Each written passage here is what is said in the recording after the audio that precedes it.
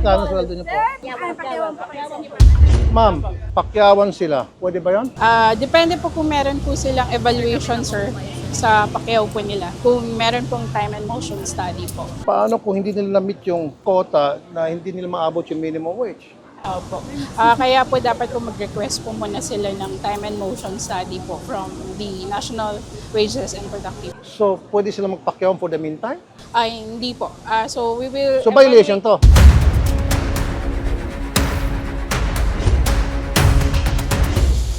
Oh, alpha. Ang ingay. Meron po sila? Wala.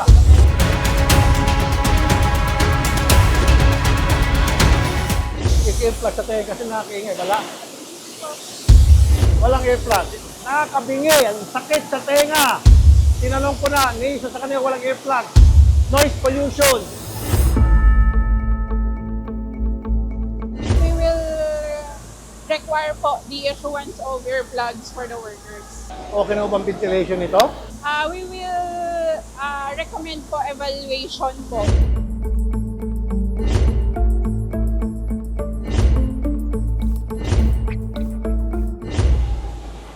Ano po ito?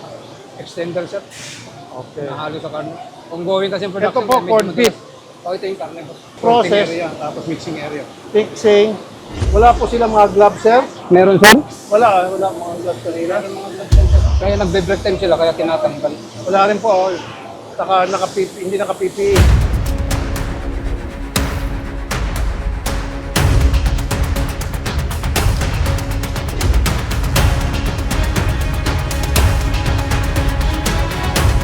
Yun ang problema, Sen. Dapat to, mahata ko siya. Kasi hindi ko may lalabas to, Sen. Ba't hindi mahatak to? Ano? Nakalak. Ang purpose dito, para madali mo hatake, hindi ganyan yan. Ito po yung clinic ninyo. Yes po, sir, ito. Anong klaseng clinic ito? Na nasaan yung medicine cabinet? At saka, hindi naman mukhang treatment room to. Marumi. Ilan pong empleyado nyo dyan? Lahat? 100. So, sa 100, dapat meron kayong clinic tulad nito at may standby na nurse at doktor. Nasaan si nurse? Wala. So part po ng violation po ninyo ng Lalo pa, yung pong workplace nila, hazardous po yun. Pwede madulas, takaw-aksidente po yun kung tutuusin. So pag na-aksidente, dadalhin nyo rito. Sino ang gagamot? Walang nurse. Sinora po yung in charge dito, sir. Meron nag-training ba siya sa first aid? Supervisor po ako. Pag may na-disgrasya, ano pong game plan? Dinadala po namin sa Tondo Hospital. Di ma'am, dapat, bago dahil sa hospital, meron kayong first aider. aid. At kayo po sana yon kung meron kayong certificate bilang isang first aider. Pero in this case, sabi ng Dole, since 100 empleyado yung pataas, dapat meron na on-duty na doktor o nurse. Dapat ma'am, sumundin nyo. Yes, sir. So sa susunod na pagbalik ng Dole, dapat po, merong isang nurse, isang nurse po, Full-time? dalawang first aider, dalawang first aider. tapos isang part-time po na physician. At yung mga first aider, may certificate po yun. Opo, may certificate Na- at may training from Philippine Red Cross po From and Philippine Red DOH and Cross. other. DOH, Fire Department, di ba? Now, nasaan po yung medicine cabinet nyo? Wala, ano? Ando po kay Sir Lyndon po. Kay sir? Sir Lyndon po. Hindi. Dapat andito sa clinic. Kasi dito dadalhin emergency. So pag dinala emergency yung pasyente, matutulog na lang. Dapat may mga kagamitan. Sige po, saglit lang po. Nandito ako para mapaganda ang inyong sitwasyon. Sinilip ko lang yung mga violation. Halimbawa, sobrang init, sobrang ingay. Pero sa mga sweldo, wala nang problema. Hindi natin papasara to. Kailangan natin to. Ang haba ng oras namin. Ilang oras ang trabaho nyo? Pasok kami alas 7, bisa po uwi po kami ng alas 7, alas 8, kung anong oras po matapos. Makiabang pong gawa namin. Pero namimit nyo naman yung minimum. Umabot naman kami sa minimum, pero yung oras namin ang haba, sir. Ilang taon na po kayo dito, ma'am? 55, ano na po ako dito, sir. 2011 pa ako pumasok dito eh. Yung iba po dito, mga matatagal na. Agency lang po Agency po kasi, sir eh. Maski na po. Kung ganun pala, 12 hours kayo nagtatrabaho, tapos minimum na nakuha nyo, lugi kayo. Ano po ang dapat namin gawin, sir? Dole, para ma-meet nila yung minimum wage, they have to put in 12 hours. How's that? Yan po, i-double check po natin dahil according po sa management po ninyo, may time and motion study po kayo. So may maiiwan po kaming mga kasamahan from the department at tignan po kung tama po ba yung binibigay po sa inyo sa mga oras po na tinatrabaho po ninyo.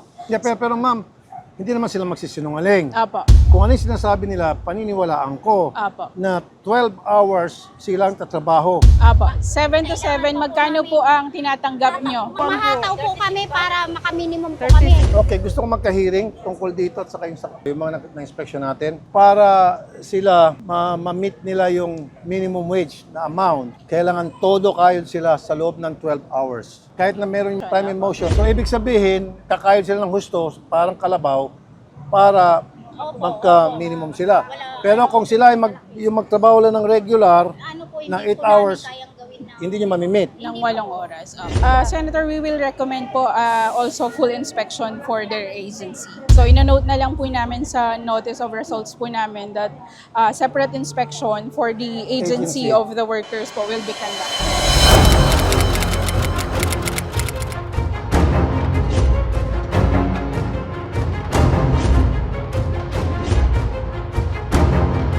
Kumusta ka? Kano sweldo mo rito? Tayo lang. 645. Approve? Okay. Okay. 13 month binigay? Yes, sir. Benefits, PhilHealth, Pag-ibig? Yes, sir. Sir. Wala ko sabi. Thank you. Anong pangalan po ng kumpanya ito? S-Lord, sir. Manufacturing Corporation. Sila po yung manufacturer ng Unipack sardines. Ano pong katukulan nyo rito? Secretary. So, okay na kayo ang magpapasyal sa amin. Kasama ko po yung Apo. Dole. Ang purpose na pagpunta namin dito, sir, ako bilang Vice Chairman ng Labor and Employment, tingnan ko po yung kondisyon na mga manggagawa ninyo. Kung maayos ba ang kanilang sitwasyon dito, kung meron ba silang tamang pasweldo, benepisyo. Okay, sige sir. Ilan ang empleyado nyo rito lahat sa building? Nasa ano po kami, around 600. Okay, very good. Dami. I would assume sa ganung kalaki, meron na kayong clinic. Di ba? May company nurse din po kami, at saka yung company doctor, which is yung company doctor namin is on-call siya. Tapos yung company clinic naman namin is every Monday to Saturday, nagjo-duty po siya. Ito po yung company nurse namin. Tapos meron din po kami mga... Naka-uniforme pa. Ayos. Meron din po kaming mga first aider. Ginagawa ko to para sa inyo, para sa mga manggagawa. Hindi ho para sa kumpanya or whatever. Kaya kasama ko po yung Dole, kasama ko yung Bureau of Fire, para sa safety, kasama ko engineering. So, para sa inyo po lahat to. Okay, Bureau of Fire. Ito yung para extinguisher. Carbon dioxide yan. Tama lang po, ka-refill lang. Usually, hindi naman gaano to. Ang carbon dioxide do kasi parang prion siya. Okay. Na pag binuga mo, malamig siya. Okay, good. So, it can be used in Class A, Class B, Class C. In this case, Pwede pa rin po siya. Okay. Ito, okay lang napagsemento. At nakita nyo po yung date, lahat complied. Very good. No problem. Itong pinton to papunta sa... Dito po sa may gilid natin. So, kung sakaling hindi magamit yun, pwede po ito dito. lumabas. Okay. So siguro, boss, maglagay ka ng signage. Lagay ka fire exit. So far okay po dito, malamig. So magandang magtrabaho rito. Conducive for working, malinis. Okay, nakangiti yung mga empleyado. Meron bang kayong ginagawang fire drill dito? Apa! Regular? Meron po Earthquake kami drill? Apo, magkasabay po siya. Actually, kasama po kami doon sa emergency response team. Hindi ko natatanayin kung below minimum to kasi mga nakangiti. Mukhang nasa above minimum mga to eh. Pero just in case, meron kang PhilHealth, Pag-ibig, SSS, 13-month pay, sick leave. Wala ko masay. Very good. Bonus, meron pa. Mas lalo maganda. Yung security guard ninyo. Although hindi ka dito, agency ka, ito, security guard usually mga appeal. Alam ko, hindi naman nagpapasweldo sa ito eh. Magkano sweldo mo sa dito? Minimum, sir. Sure? Opo. Ilang oras? 12 hours kami, sir. Mataas yata May yun. 4 hours po na overtime. 13 month meron. Kompleto, sir. Wala po SSS, yan. Kompleto, Pag-ibig, sir. Yes, sir. PhilHealth. PLL, sir. Kompleto. Good news po yan. Pasensya, tingnan natin. Hello po, sir. Ano po yung ginagawa niyo, sir? Gulong. Bakit wala ko siyang proper ilagay mo? Ano ilagay mo? Gloves, di ba? Goggles. Wala. Meron kayo, di ba? Hindi po, dapat ginagamit niya. Sa mga nakaraan, sir, may Meron pumupunta sa silang aking provided opisina, na usually mga machine kaya lang, operator, usually puputulan first, daliri, nabubulag, medyo natatulsikan ayaw ng ko mga pyesa, irritated, dapat hirap po sa may suit control. nyo. Yun po yung common challenges namin on the implementation of OSH. The employer has the proof that they have provided the PPE.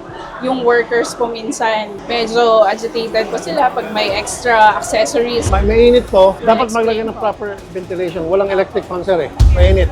Yung malaki siguro industrial fan kasi mainit dito eh. Pa. Dapat sir, yung ano rin, yung mga makina, yan po ba ay napapamaintain? Tulad po nito, ginagamit niyo pa rin yan, sir? Kailan po yung last maintenance nito?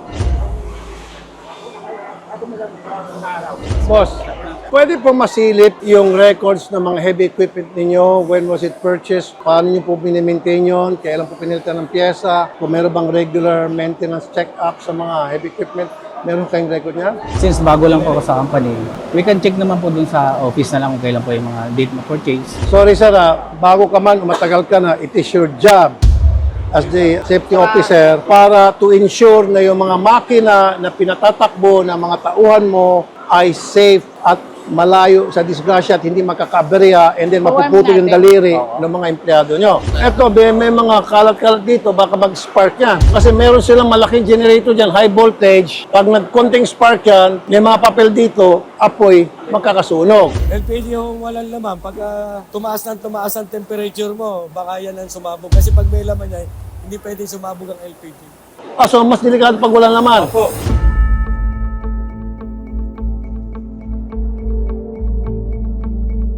Dole, tama ba yung pagkasalansang overhauling area? Para Masyado magulo? pong medyo po obstructed na po yung way po natin. So doon sa For housekeeping, housekeeping. meron kayong konting violation. Kasi pagdating ng problema, sunog, obstructed na yung mga daanan, magkakalito-lituan na. Nagkakasalansang-salansang na, sir. Dapat ilagay sa ayos. Apo. Saka siguro, sir, medyo urong-urong muna ito para may madadaanan yung mga tao, ano, pag nagtakbuhan. So, maglagay kayo ngayon dito ng yellow lane para doon sa Ayun, sasabi ng yellow lane. Para alam ng mga tao kung saan sila dadaan. Tanong tayo rito sa mga tao. Sir, ilang taon ka na rito, sir?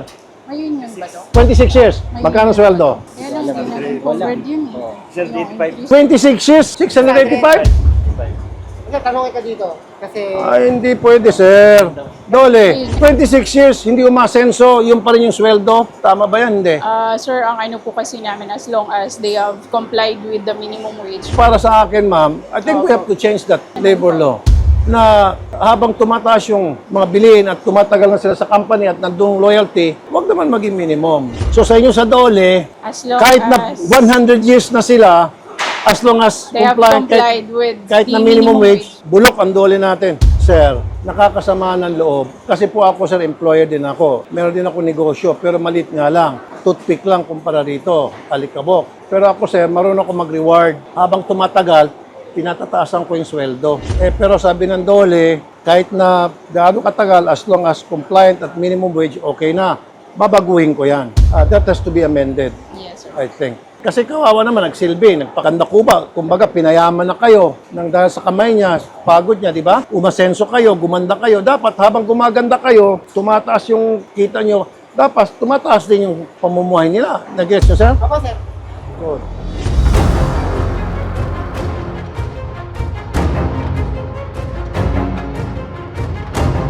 Tama ba yung walang glove? Baka po provided, ganun din po, Sen.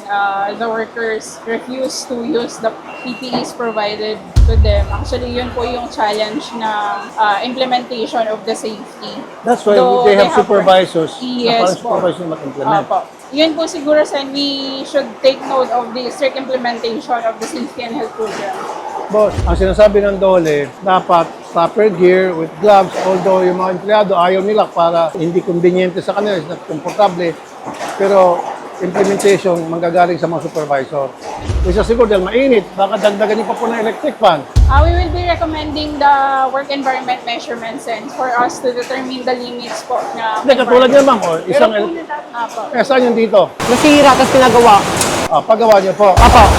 Noise, tingin ko within the limits pa eh. Pero sama mo na. Noise pollution. Noise po. Isama po namin sa ipapa-evaluate po namin on the level po of the noise. Ilang decibel ba itong ingay niya dito? Magiging biging yung mga empleyado nyo. So, meron ba mga earplugs? Wala.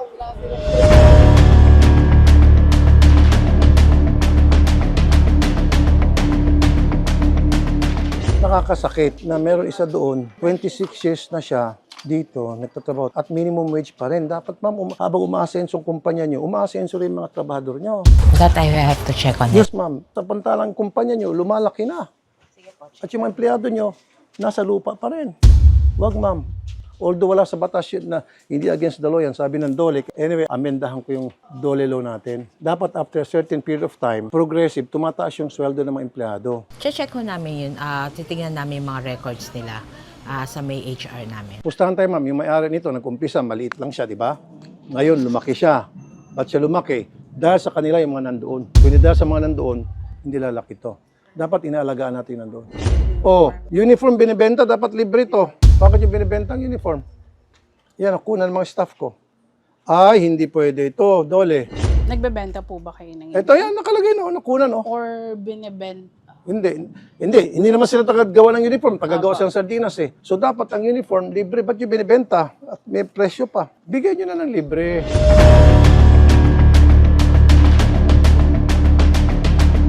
Okay, nakaboot sila, good. Naka-PPE.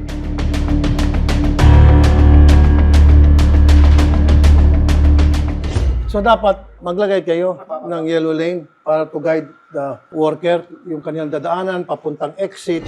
So sige, DOLE, so ang gagawin niyo po, We'll conduct full inspection, sir. May iwan po kaming kasamahan to do the full inspection, and recommendations po were already noted by Engineer Freddy. Sila po yung may iwan sa team namin. okay, sige, thank you.